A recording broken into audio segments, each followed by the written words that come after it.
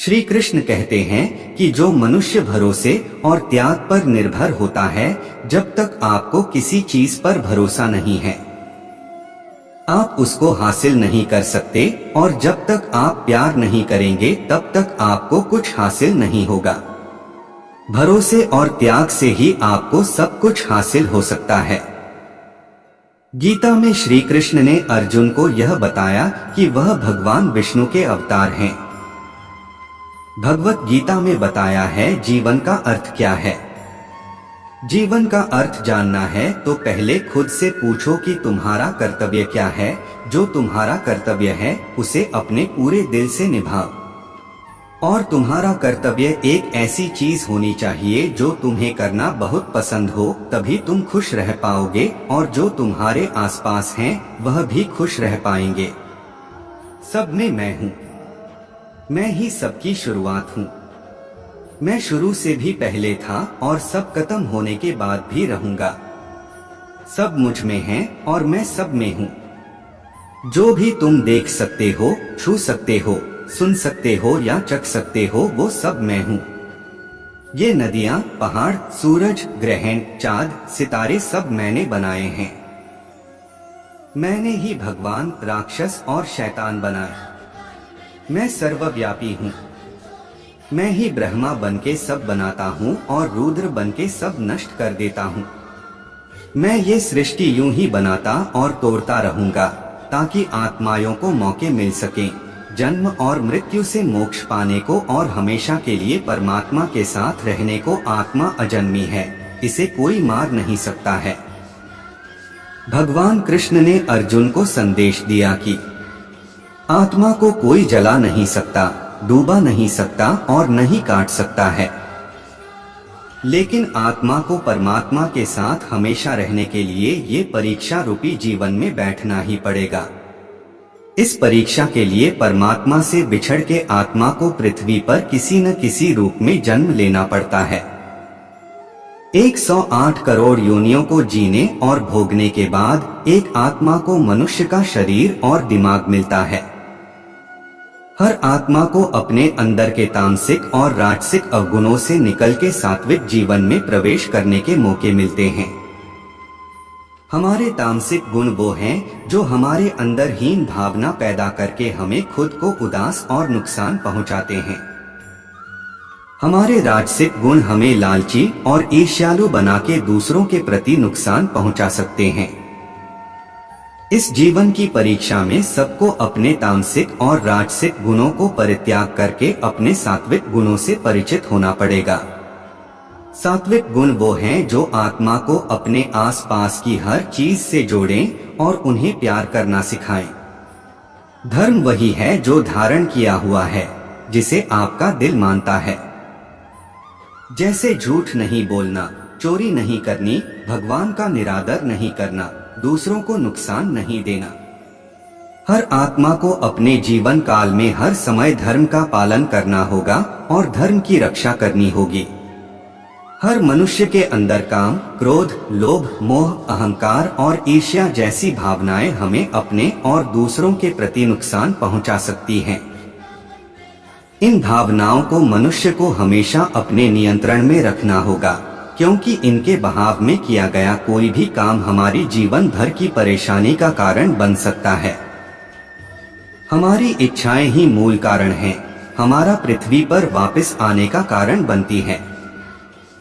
इस परीक्षा रूपी जीवन में हर मनुष्य हर समय कुछ इच्छाएं रखता है। कुछ इच्छाएं एक ही जन्म काल में पूरी हो जाती है, तो कुछ अधूरी रह जाती हैं और उनको पूरा करने के लिए आत्मा को फिर से पृथ्वी पर आना पड़ता है। अगर हम कोई भी इच्छा न रखें तो हम इस जीवन और मृत्यु से मुक्ति पा सकते हैं। तुम खाली हाथ आए थे और तुम खाली हाथ चले जाओगे। परीक्षा का समय खत्म होते ही आत्मा शरीर और अन्य सब वस्तुओं का त्याग कर देती है। जो भी संसार में रहकर बनाया वो अब किसी और का होगा और आत्मा अपने कर्मों के फैसले के लिए चली जाती है। अपने अच्छे कर्मों के लिए आत्मा कुछ समय के लिए स्वर्ग और बुरे कर्मों के लिए नरक में चली जाती है। हर जन्म में अपने कई जन्मों के हिसाब से हर आत्मा को कभी अच्छे और कभी बुरे हालातों से जाना पड़ता है। लेकिन जब तक आत्मा परमात्मा के साथ योग को नहीं समझ लेती, वो मुक्ति नहीं पा सकती। शिक्षा और ज्ञान उसी को मिलता है जिसमें जिज्ञासा होती है। अगर आप किसी का आदर करते हो और विनम्रता से उससे सवाल पूछते हो तो आपको ज्ञान मिलता है। ज्ञान लेने के लिए सबसे जरूरी है सवाल पूछना। जब तक सवाल नहीं पूछोगे तब तक कोई ज्ञान नहीं देगा। किताबों में लिखी और सुनी बातों पर भी तर्क करना जरूरी है। सुख दुख का आना और चले जाना सर्दी गर्मी के आने जाने के समान है। खुशी सबकी चाहिए, लेकिन पता किसी किसी को है कि खुशी पानी कैसे है। भगवद गीता में लिखा है कि न सुख ज्यादा देर टिकता है और न दुख, ये मौसम की तरह बदलते रहते हैं। इन्हें सहना सीखना चाहिए। मनुष्य अपने शरीर, दिमाग या दिल से भगवान को पा सकता है। शरीर द्वारा किए कर्मों के माध्यम से परमात्मा को पाने को कर्मयोग कहते हैं। ऐसे कर्म जो परमात्मा की इच्छा से हो और दूसरों के कल्याण के लिए हो। जो हुआ वह अच्छे के लिए हुआ है, जो हो रहा है वह भी अच्छे के लिए ही हो रहा है, और जो होगा वह भी अच्छे के लिए ही होगा। कर्म करो, फल की इच्छा मत करो। भगवद गीता में कहा गया है कि कर्म करते जा, लेकिन फल की चिंता कभी मत करो। आज हम केवल पैसे के लिए, बेहतर घर, कार और सुरक्षित भविष्य के लिए काम कर रहे हैं। अगर हमें भविष्य में ऐसा नहीं मिलता तो दुख होना लाजमी है। इसलिए काम करते रहें और बदले में कुछ भी उम्मीद न करें।